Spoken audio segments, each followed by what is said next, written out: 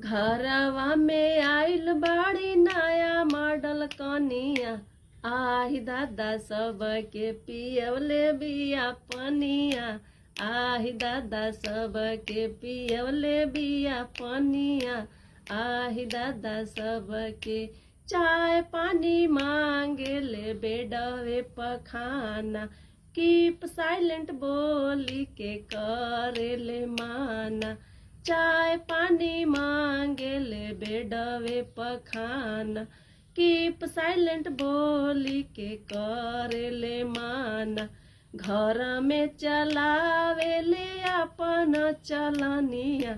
आही दादा सबके पियवले बिया पनिया,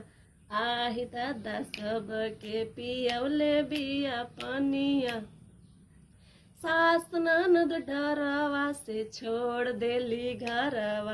सास ननद डरवा से छोड़ देली घरवा, गोतिनी बनावे सबके खाना बहरवा, गोतिनी बनावे सबके खाना बहरवा, रीला में रियली लागे ले नचनिया, आही दादा सबके पियवले बिया पनिया, आही दादा सबके पियवले बिया पनिया, आही दादा सबके।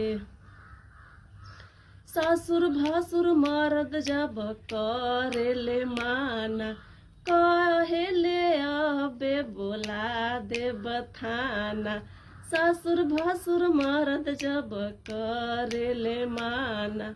कहेले अबे बोला देब थाना। सोची समझिली खस आरती कहानिया, सोची समझिली खस आरती कहानिया, आही दादा सबके पियवले बिया पनिया, आही दादा सबके पियवले बिया पनिया। दोस्तों, मेरा गीत अच्छा लगे तो लाइक कर दीजिए और प्यारा प्यारा कमेंट कीजिए और शेयर भी कर दीजिएगा प्लीज़।